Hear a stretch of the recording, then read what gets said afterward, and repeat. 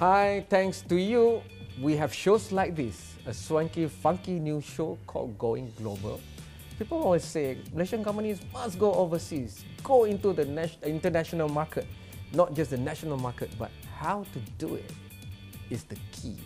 And we're sharing with you over 7 episodes called Going Global, the secrets of one of the most darlings of Malaysian SME before, now proudly soaring on Bursa Malaysia, Serba Dinamik.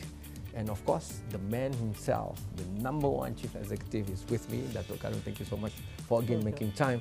But no money, no talk. That's why we must have CFOs on the show.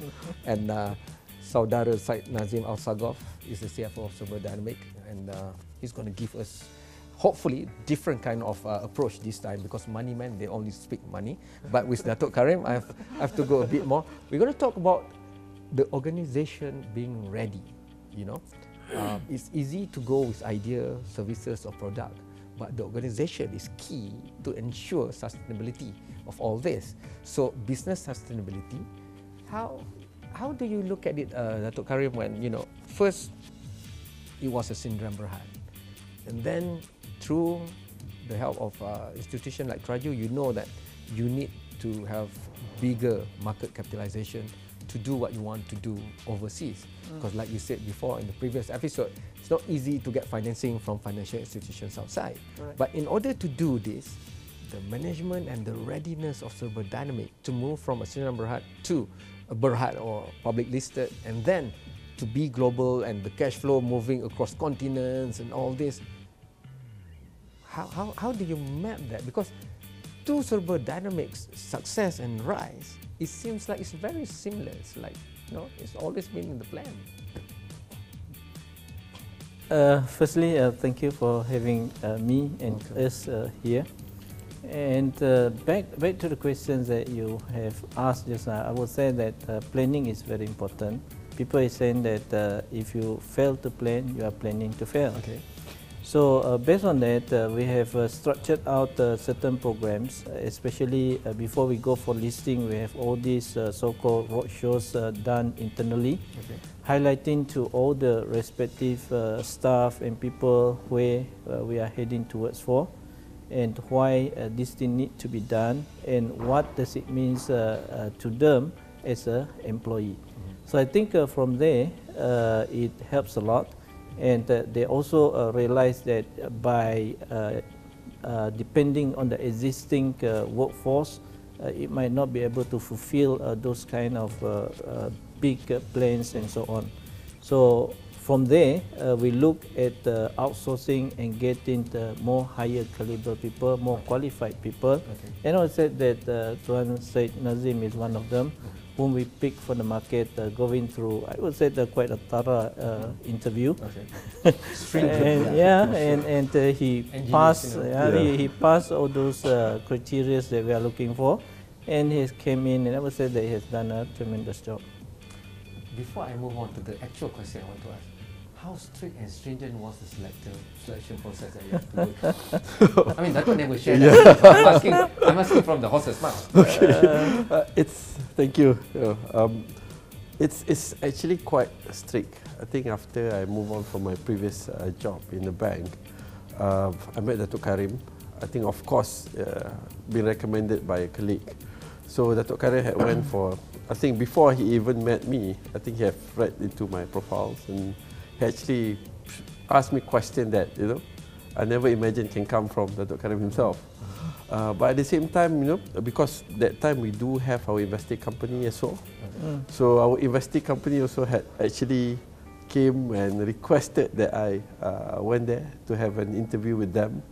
And it was a grueling 1-hour session just to, you know, see in terms of how my thought process worked. I hope I didn't let Datuk Karim down during the interview. And I think after that, we had a few things that been done before I came in. Datuk actually asked me to look into a few companies, performing some due diligence for our next target outside Malaysia. And that's the start of my career in Serba Dinamik. Since your career is soaring like the share prices of Serba Dinamik on Bursa, Serba Decay is the code. I have it on my phone. Now you can share, you know, don't need to fear for your job, right?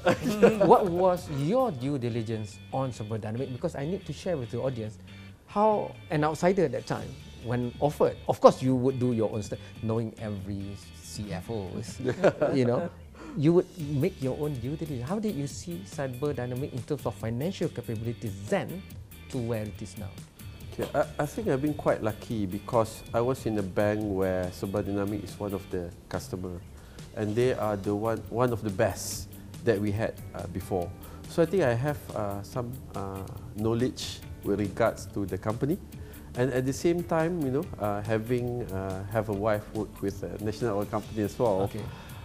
Of course, I did some brief investigation with regard fact findings, you know, and I do see a lot of good news coming from them, and at the same time, what interested me more is that how Datuk Karim and the management back then had actually put in the targets to go from a small company to where it is now, and you know, even during my interview session, Datuk Karim had stressed what is the plan moving forward, and that actually kept me interested. Okay, now share with us this technical jargon of deep dive due diligence and all in the story of practically Serba Dinamik, you know, holdings Berhad. This is your baby also from the financial perspective. So how did you grow this baby from a financial perspective to where it is now? Because Datuk Karim in the previous episode, you know, say that it's not easy to get financing for international projects. Right? So that's why you've got to capitalize heavily here. But from a cash flow moving here and there, cross continents, new projects, hydrogen or whatever that needs, you know, perspectives of finance too, and that's going to eat into. I mean, we've seen in Malaysia how some public listed companies delist just because they want more freedom to decide on projects like that. But Serba didn't do that, and it's still soaring highly internationally. So how do you see it? Yeah. Well, when you look into Serba business model itself, I think before we start our IPO, I think we went through a very thorough process of due diligence. I think even when I came in, I think I spent at least the first 3 months just to understand the business, and together Datuk Karim had actually, you know, with the management as well, had actually come to me, you know, and also we look into what's the next step for Serba. And looking into those angles, what we did is that we tried to structure what is the best moving forward agenda for Serba. Okay. I think previously, I think based on the discussion with Datuk Karim, we are probably, you know, focused in one business. But eventually, I think we need to position ourselves better with regards to what kind of business that can grow Serba further. I think what we have done so far is actually to look into the elements and also the important criteria that, example, investor or stakeholder prefer, and what are those elements that will lead to the success growth of Serba. So we dive into those areas, and from those areas we see that what do actually will help Serba from short-term, medium, as well as long-term planning moving ahead. Yeah. Typical CFO is giving me the short, medium and long term. But I like it because I want to ask you this question. Too many times, and this is a lesson for all Malaysian companies trying to go global, entrepreneurs and founders are very passionate to their first love, which is the business. So cash flow or viability or capitalization might not be inside that DNA. But for you, you know, we can hardly see a gap between what you envision for the company to grow into and the financial side of the company. So what is it for a founder and also for a leader in a company, for any Malaysian company going forward? How do you come to terms with the realities of cash position, financial position, taxation, and all this? I think as the so-called the founder and also the group CEO at the moment, there are 3 components which we need to really take care or to look at it very seriously. Number 1 is the employees. We need to keep the employees motivated. We need to keep the employees happy. We need to keep the employees updated and other positive attitudes and so on. So that is the first group that we need to look at. The second will be looking at the so-called the customer that we are dealing with, because it's so important that the quality definitions. Sometimes people say that quality means meeting the customer expectation. So the customer is always the king. We need to look at what they want, because they will decide whether we will be still relevant or not. So the customer is also very important. And the third is the shareholder and also the potential investor. So this is the people with the money, and it's also one of the three component which at my position I need to really take care of. Okay. We will ask in other episodes, how do you do that and balance the need?